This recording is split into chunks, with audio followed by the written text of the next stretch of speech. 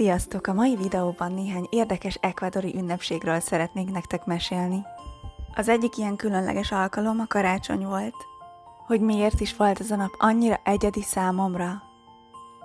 Mert ez volt az első olyan karácsonyom, ahol nem kellett valamilyen külső kényszernek megfelelni. Senki nem stresszelte magát ajándékok vásárlásával vagy megfelelési kényszerrel. Senki nem volt feszült vagy ideges és nem bántott másokat.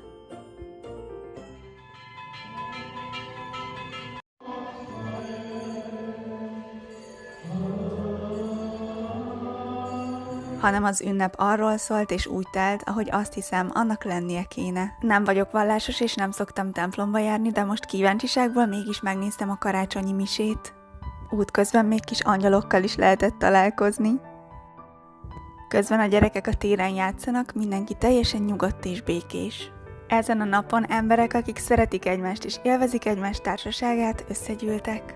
Beszélgettek és finomakat ettek. Ezen az estén egy többfogásos vacsora készült.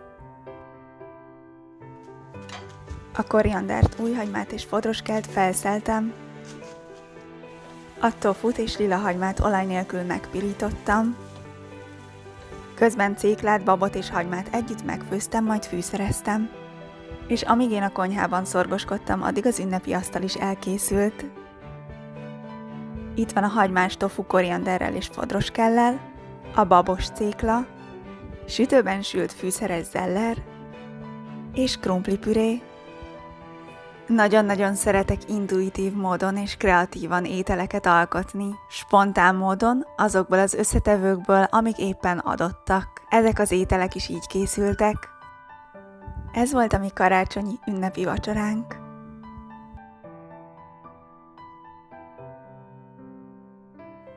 Vacsora után desszertnek csokisepret ettünk egy kis mogyoróval. Az est hátra levő részében pedig beszélgettünk és játszottunk. És jutott még idő egy kis cica masszírozásra is.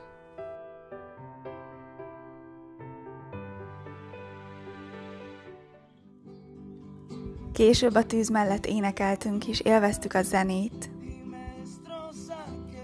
Igazán nagyon békés és örömteli volt ez az egész nap. Csodálatos, hogy megtapasztalhattam, és végtelenül hálás vagyok. Ez volt életem eddigi egyik legszebb karácsonya.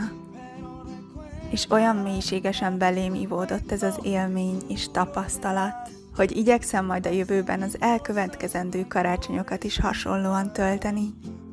Ebben a békés, nyugodt és egyszerű szellemiségben.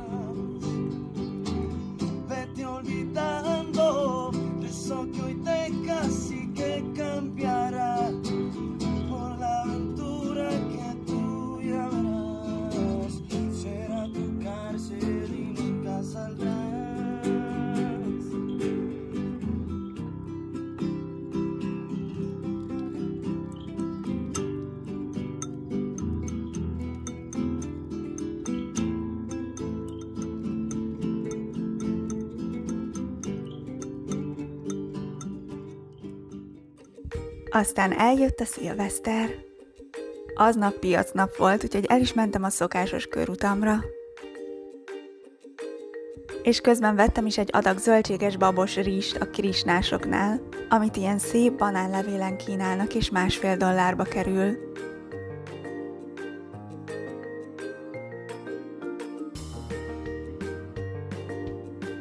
Már pár nappal korábban is észrevettem, hogy elkezdtek gyűlni a fura alakok az utcákon mindenfelé.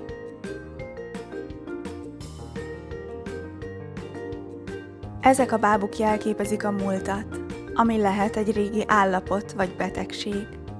Egy szeretett személy elvesztése, vagy bármi, amit magunk mögött szeretnénk hagyni és elengedni.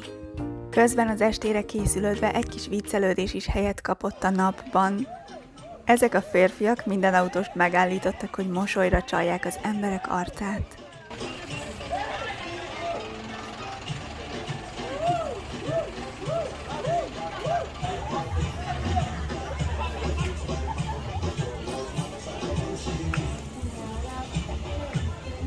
Én pedig zöldséges lencsefőzelékkel készültem az estére és másnapra.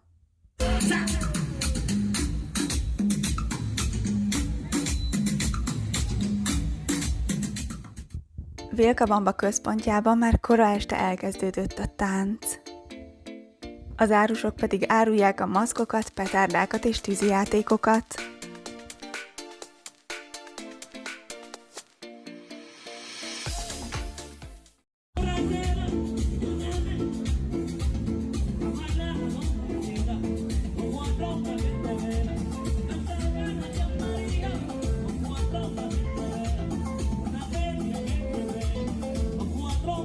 Nagyon jó érzés volt látni, hogy itt az emberek még együtt ünnepelnek, a családok, a barátok együtt táncolnak és örülnek. Lelkesen, közösen várják az új évet.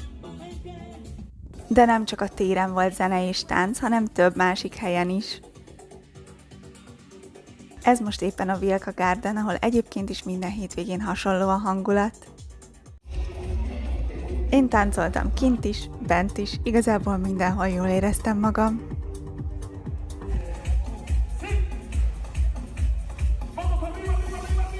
Majd az emberek mindenfelé az utcán tüzeket gyújtottak. Aztán, ahogy közeledett az éjfél, egyre több tűzijáték és petárda robbant. Égtek a tüzek, amikbe beledobták a bábukat, amik a múltat jelképezik. Ezután átugrották a tüzet és az égő bábukat, hogy ezzel az új évbe lépjenek és maguk mögött hagyjanak mindent, amit már nem akarnak továbbvinni. Közben minden irányból repültek és robbantak a petárdák és a tűzijátékok, mindenfelé szállt a füst. És olyan hangzavar volt és káosz, amilyenben még korábban nem volt részem. Egyszerre volt egy kicsit rémisztő és nagyon felszabadító az egész.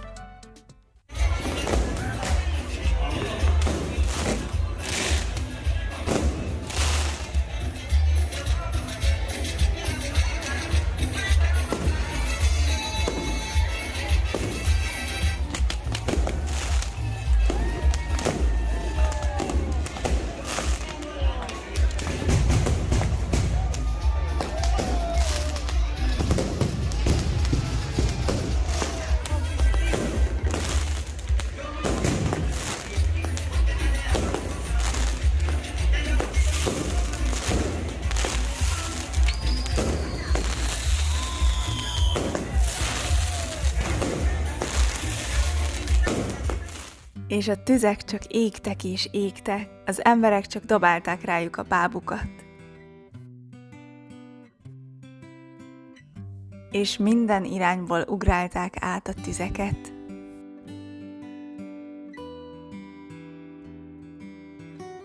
Így hát én is ugrottam, és magam mögött hagytam a múltat.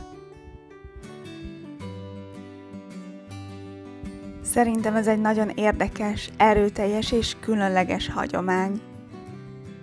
Vagy mondhatjuk akár azt is, hogy rituálé, ami képes megerősíteni és sokkal jelentőségteljesebbé tenni egy szándékot, ami ebben az esetben most, ahogy már említettem, valaminek az elengedése. Miután mindenki maga mögött hagyta a múltat, az emberek lámpásokat gyújtottak, és az égbe küldték a kívánságaikat és kéréseiket.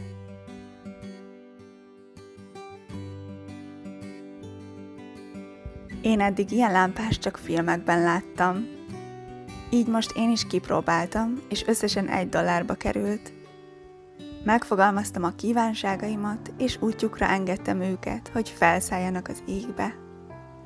És amikor eljön az ideje, akkor valóra váljanak.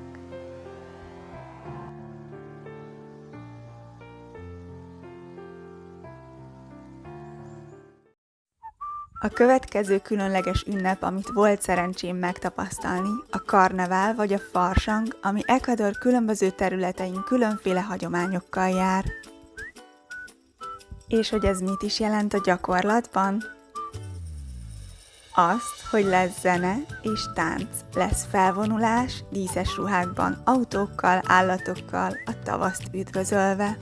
De érdemes számítani rá, hogy ha kilépsz az utcára, lehet, hogy megdobálnak tojással, lefújnak valamilyen habbal, vagy elkapnak és összekennek mindenféle festékkel. Én mindezekről mit sem tudva gyanútlanul sétáltam az utcán, Persze aztán feltűnt, hogy vannak emberek festékes arccal, meg elázva, meg habbal borítva, de akkor még nem is gondoltam, hogy majd rám is ez vár.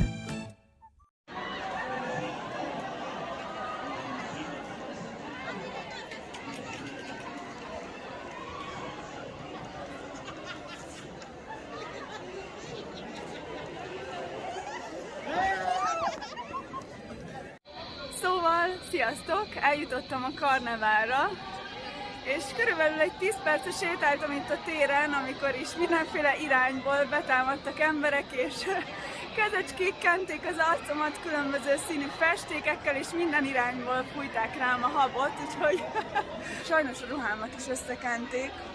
Remélem, hogy majd kijön.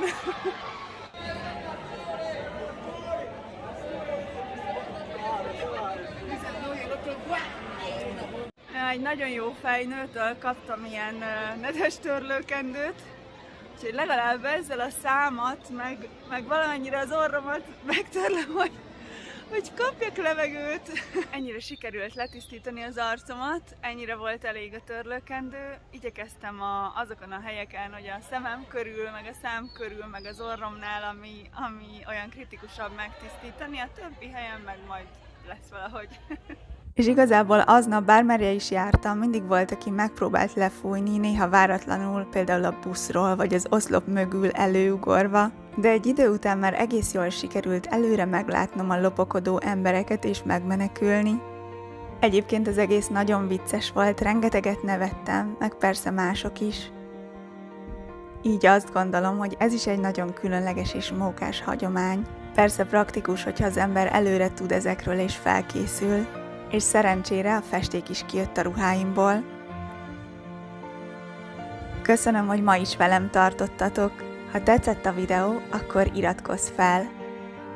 És találkozunk hétfőn, addig is legyenek örömteli napjaitok. Sziasztok!